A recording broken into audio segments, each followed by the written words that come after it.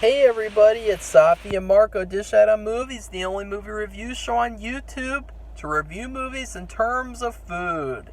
And it's just Marco here once again. This is my second attempt at this. I got too detailed, I got too in depth, and so I started stumbling over my words and sounding like a complete maniac. I am here to pitch you Spider-Man 4. Growing up, Spider-Man was my favorite hero. He is still my favorite hero, along with Moon Knight. That's the one that I would want to do mostly. Moon Knight, Batman, Spider-Man. Those are my top three. Everyone else can just kind of jump off a cliff. Well, not really. I mean, I like a lot of other ones too, but those are my top three. And growing up too, one of my biggest inspirations for writing in general, because I am a writer, I am a film director, actor, writer.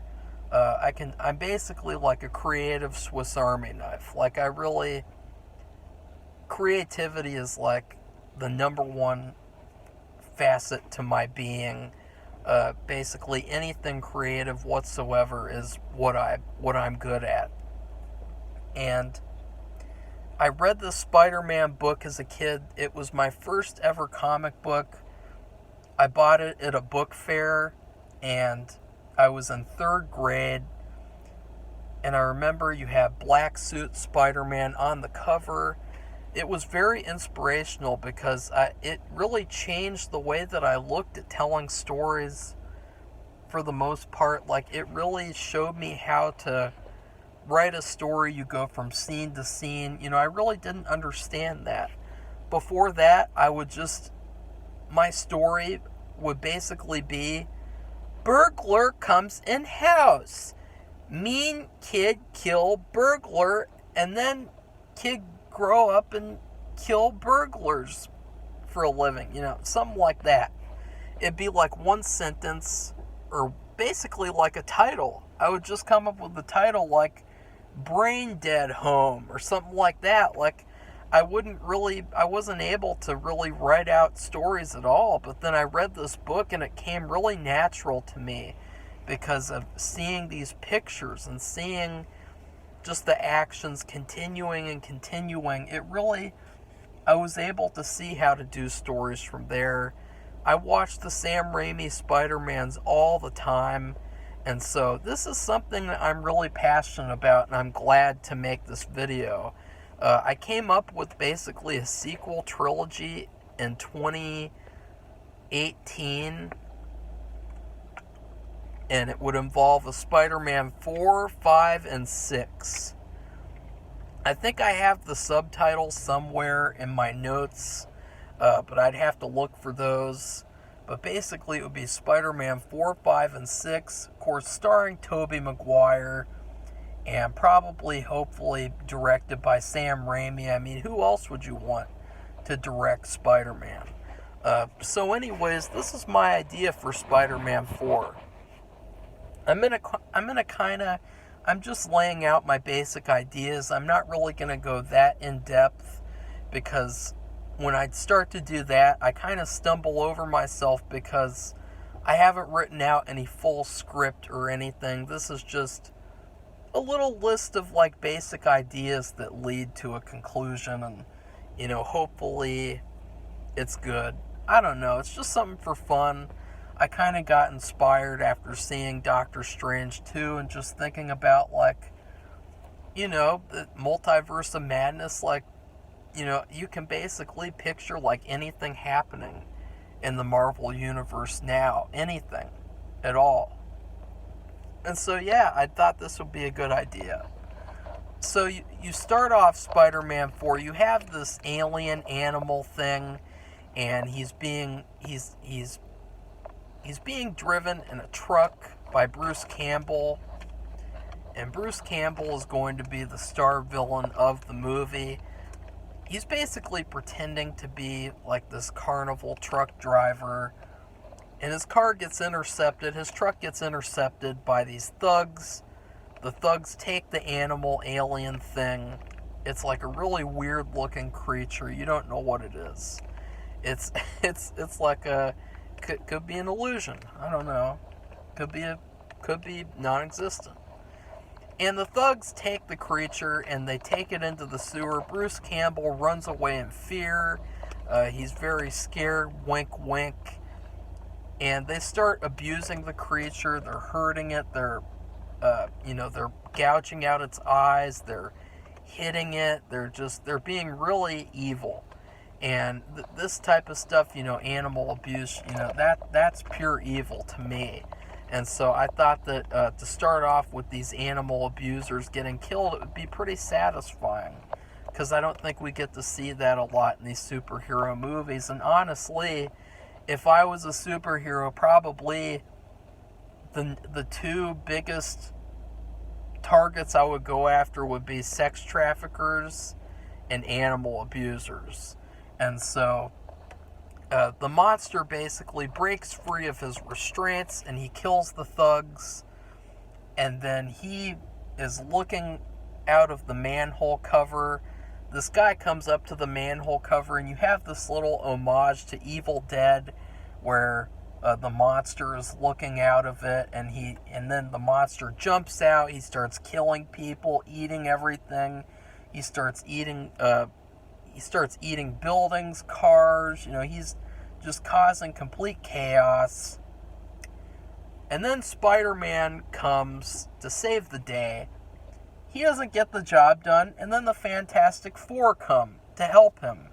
And Spider-Man, ever since Spider-Man 3, he doesn't really want to accept help anymore. He doesn't really want to work with anyone after what happened to Harry.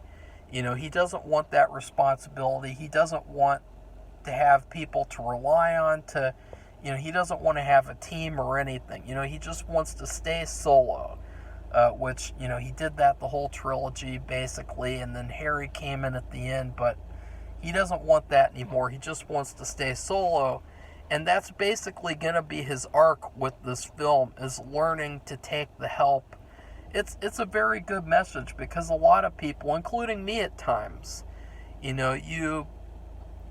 need help, or you might need someone else.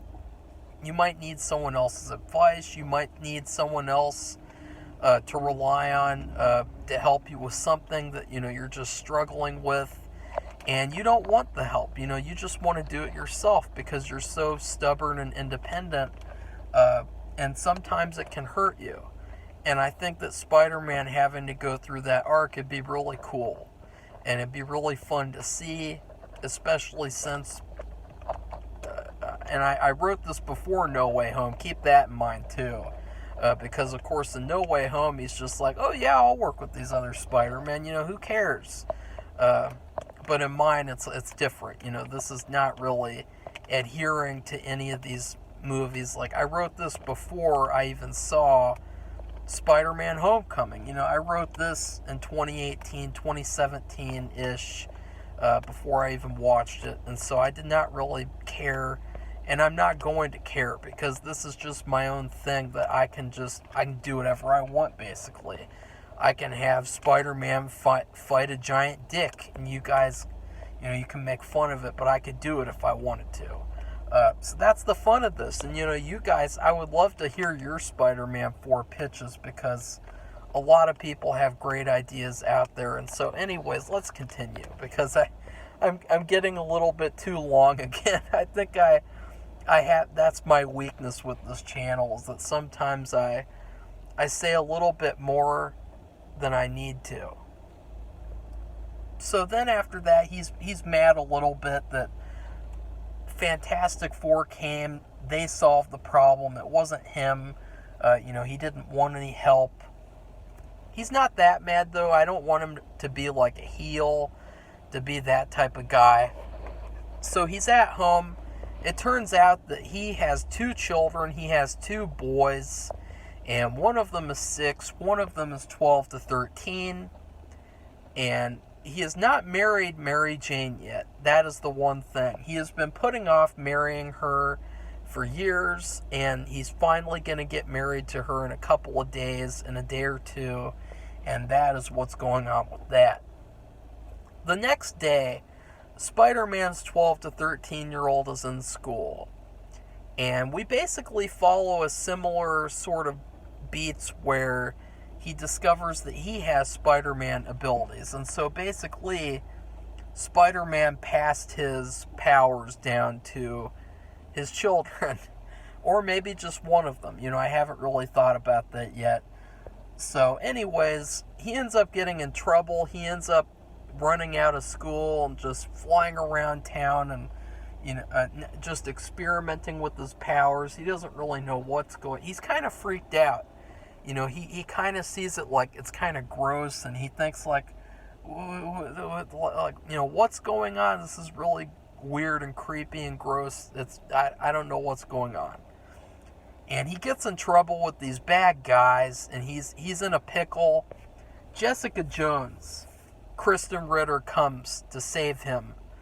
And she is in her classic white and purple suit. And he's very happy that she comes to save him because he's got a crush on her. And so it's really nice, you know, his crush comes to save him. His famous crush. You know, there's a lot more heroes around. They're all over. And it's not like it was in the first 3 movies where there weren't any heroes around. You know, there's heroes all over. And so she takes him home. She explains it to Spider-Man and Peter. And then Peter has a talk with his son. And it's, you know, it's nice. It's like, oh, this is pretty interesting. You have this kid now who has Spider-Man's powers. It's pretty interesting what's going to happen next with that. Well, they're at a wedding. They're at the wedding. Peter, Mary Jane, the children. And this is where we get to see a couple of cool cameos. You know, you're still wondering, why was Bruce Campbell the truck driver? Well, I will tell you pretty shortly. So, I would really like to see some people who were, like, in the background as, like, these small characters. Like, a lot of people never even knew that Harry had a butler until part 3, but he was actually in part 1 for, like, a split second, I think, or in, like, a deleted scene. And so I think it'd be really funny to have, like, people from the class, and to even have, like, that teacher who liked to shush people. I think it'd be funny to have a couple of those people, like, sprinkled throughout the party, that he would interact with and kind of say hi to before the ceremony started. Did I say party? I don't know. Sometimes I'm just like, and I just say the stupidest shit. And I'm like, oh, I should have thought about that before I said it. Sorry about that. It's not a party. It's certainly not going to be a party. Because then Peter, Peter is, he's taking his vows to Mary Jane. And that is when shit gets real. Because, sorry, you guys aren't going to like what happens next. There's a portal that opens up in the ceiling, and out of the portal comes Mysterio, played by Bruce Campbell. Mysterio goes and locks the door. There's this green gas that's everywhere. Or some kind of gas, you know, I don't know. There's a lot of green gas in these movies. Maybe it could be purple gas, I don't know. A gas of some kind. And Mysterio unleashes his gas on the wedding participants. And Spider-Man isn't happy. He sensed the evil was coming, and he's trying to fight. And then basically Mysterio kicks his ass. And Mysterio kills him, and he also kills Mary Jane and his 2 children. And, and he kills everyone else at the wedding too. It's a very, very dark sequence. It's like, oh shit, this villain just flew into my wedding, killed everyone. What's going on? Well, he's dead, so he can't really ask any questions, can he? But then basically what happens is, surprisingly, things go back in time. It's like Groundhog Day, where the wedding is happening again. It's starting over. And basically you can see where this is going, where the wedding happens over and over again, and each time Mysterio comes, kills him, his children, his wife. Each time he tries to do something to stop what's going on. He tries to foil the plan in some small way that people won't notice because he doesn't want to scare anyone. He doesn't want to, cause any alarm or anything. He doesn't want his children to know that they're about to die because he's stuck in like this fucking time loop. And so he's trying to figure out a way. And and then Mysterio reveals who he's been the whole time. He reveals that for a long time he's been tracking him down. He first met him at the wrestling match, and from then on, whatever, blah blah blah. He's being very mysterious about his sort of motivations, and that's purposeful. He's basically just saying, I'm going to kill you over and over again until I feel like stopping. And then I'm going to kill you again. And then I'm going to... he's basically... This is what he wants to do. And we don't know why or, anything. It could just be because he's insane and he's evil. And that's really what I want, though. I don't want him to really have any big motivation other than he's evil and he wants to kill Spider-Man at this point. And then Peter basically, he comes up with the idea of working with Mary Jane to help him get into the portal. And he thinks, maybe if I can get through the portal and I can find out wherever that goes, I can figure out how to stop this. I can break the time loop, something. I gotta try something, or else I'm just gonna keep on dying over and over again. So Mary and Jane, not Mary and Jane. I swear, I know that this is funny. I'm sorry. I swear, when I thought of this as a serious idea, and so I know. It's pretty funny. His whole family dying right in front of him and blood spraying everywhere, and it's very funny. At one point I'd kind of like Mysterio to stomp on Peter Parker's head until it explodes. So he wants to work with Mary Jane into solving this problem. And they devise a plan for him to get into the portal. She's like, I'll do whatever I have to do to help you. She's not a damsel in distress. They're working together to solve this problem.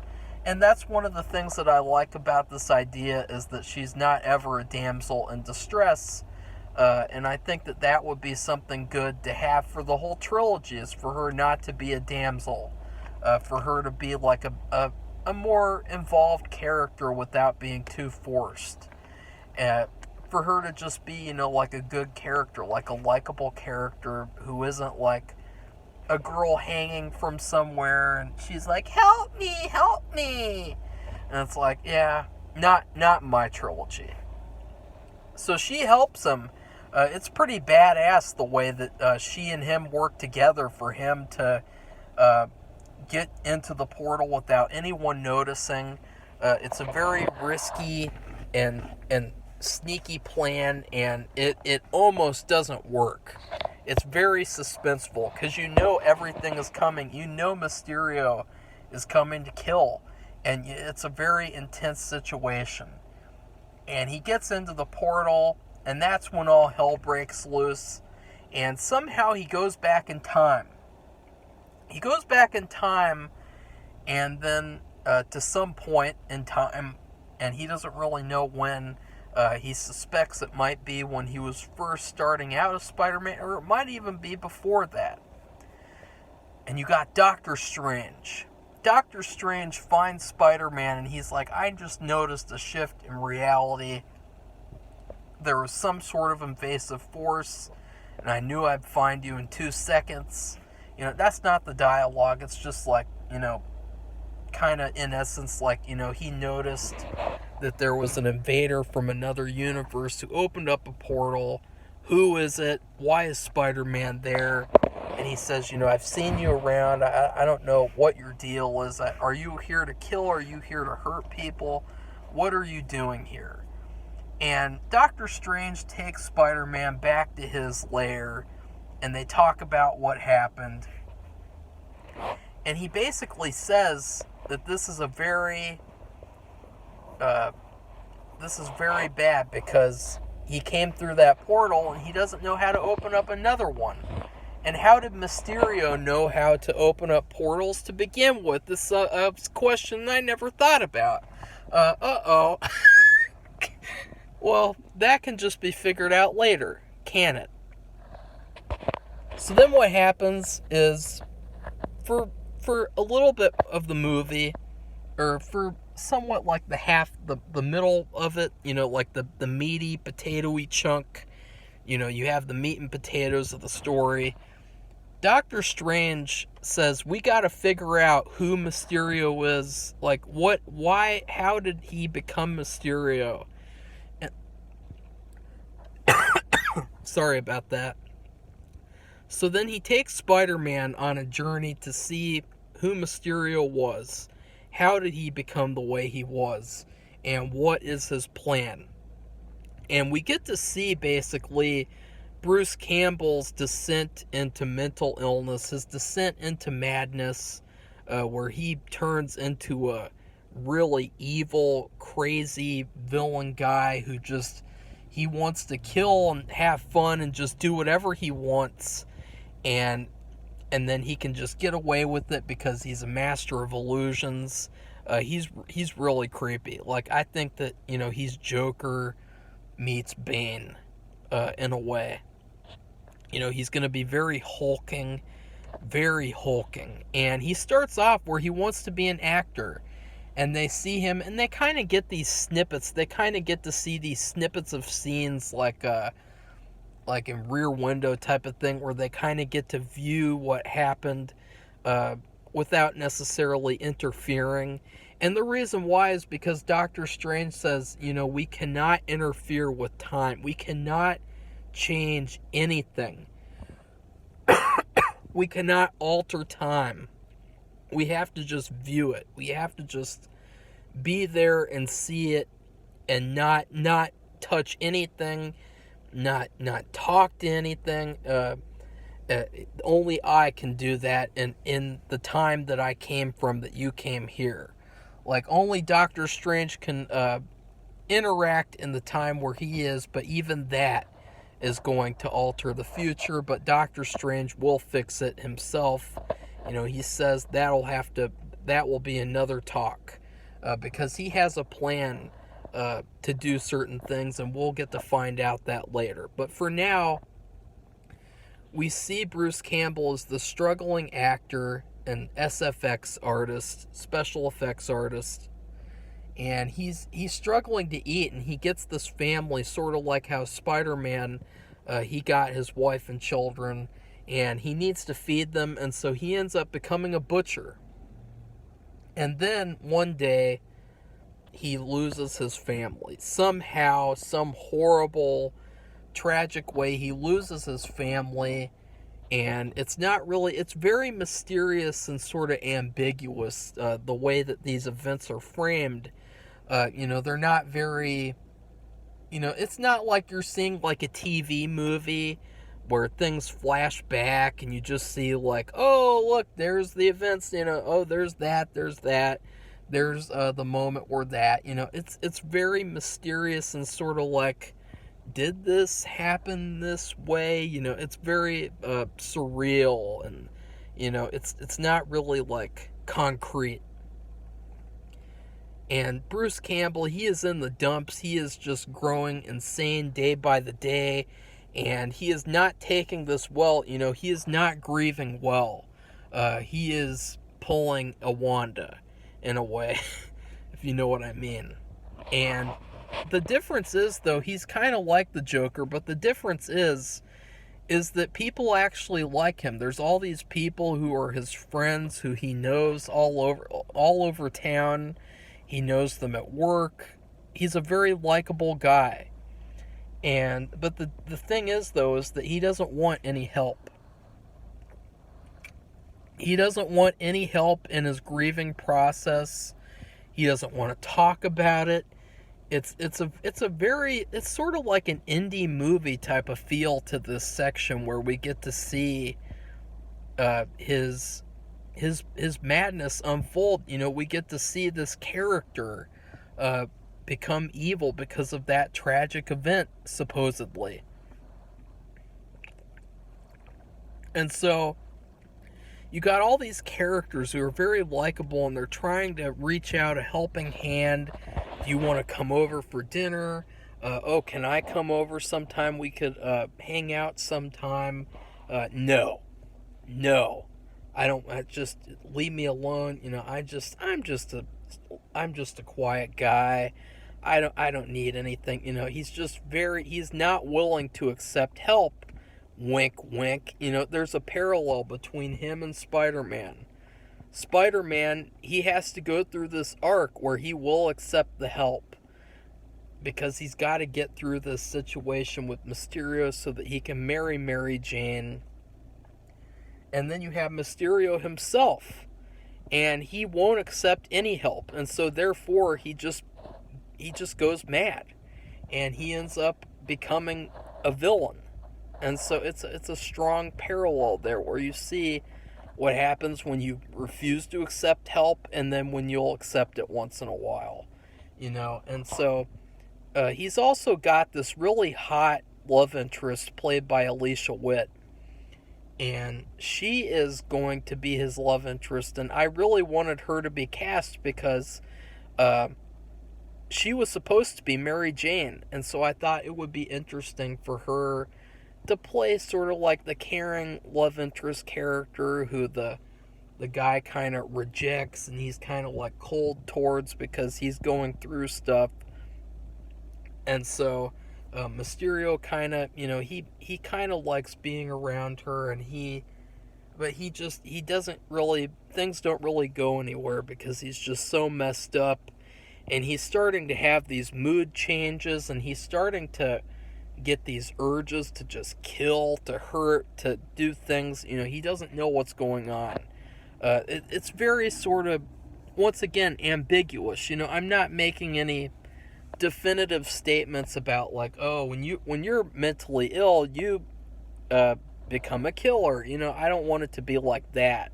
I want it to be like where this specific guy, he's going through these, you don't know what's going on in his head, even though you're seeing this backstory.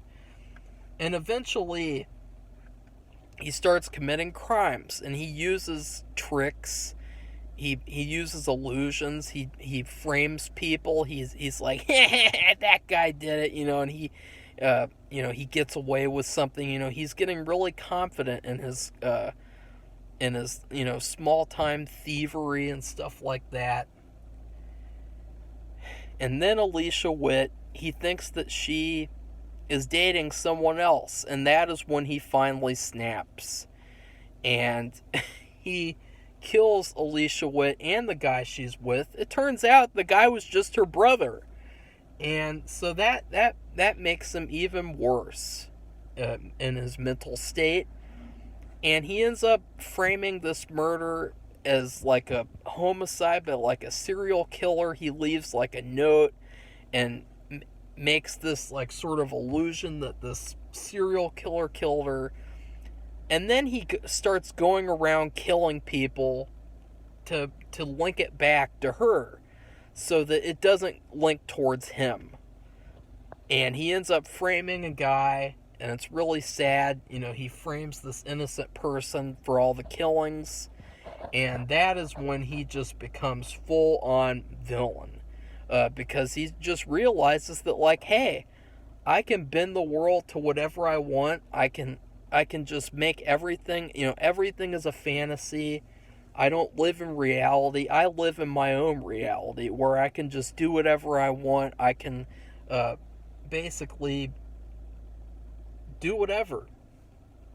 And that is where we sort of stop seeing Well, of course, I don't know about the whole portals thing. I mean, I think that that'll have to be linked to some sort of magic somewhere, and so I don't know about any of that. But that is what we get to see, and then hell breaks loose again for Spider-Man because Mysterio, he knows that he has traveled back in time, and so Mysterio, I mean, not Mysterio, Mysterio traveled back in time too, and he is tracking Spider-Man down. Spider-Man and Doctor Strange, they're like, oh shit, we gotta get out of here before he causes any destruction here. And they go back to the time where Doctor Strange was where Spider-Man originally met him. And that is where Doctor Strange gets an idea to put together a team. He says he has a couple of friends who owe him favors, and so they want to put together this team so that they can fight Mysterio. They could even go back to the wedding before any of this happened. You know, it's very confusing, I know. So basically, we get to see them recruit this team. We get to see them recruit Iron Man, played by Tom Cruise, which I was very disappointed we didn't get to see that in Doctor Strange 2. So he is in this, and he's basically a hothead, loose cannon. He's an alcoholic. He's a womanizer. You know, he's a womanizer. He is just a complete wreck. But he is pretty cool, and I would like him to wear the red and white costume. I don't know what variant that's called. I think it was Iron Man 200. I kind of like that design to be adapted. I think it's kind of an interesting design, and I think it would work to differentiate Tom Cruise as Iron Man by having him be the red and white instead of the red and gold. And then they recruit Hulk, and I would like Hulk to be played by Rami Malek. That has been a popular fan cast, and I think that would be pretty cool. So they recruit the Hulk, and all the while they gotta dodge Mysterio. You know, that's the funny thing, is that you'd think that Mysterio would just find them really easily, but Mysterio can't. You know, it's a really funny thing, because you just think about, like, oh yeah, like, life isn't a video game. You know, like, you can't just switch on an objective and find where someone is. You know, you actually have to put in work to find someone. And so Mysterio is just going around trying to find him, all the while causing chaos and killing people, doing crime. You know, he's trying to find Spider-Man, though, to hurt him, to take him back to the wedding, kill him there, and just continue this time loop. And then, who else do they find? See, I'm having trouble because I don't have any notes with me. Shit, I know that there's 3 more. There's 3 more. Who's the... Okay, and then they go to... Spider-Man gets the idea to go to Flash Thompson. And we get to see where Flash is, and he kind of has to win Flash over, which is pretty fun, you know, because Flash still thinks of him as the nerd from high school. And so he basically tells him Mary Jane's going to get killed in the future. You know, will you help me stop them? And that is where we're going to get to the best part, which is going to be basically kind of redoing Spider-Man 3 a little bit. And we'll get to that. So then they get Flash Thompson, and they get 2 more. You know what? I am just going to go and check who those 2 people are, because I completely forgot. You know, there's just so many details that I have to remember, and I need to check. So, 1 second.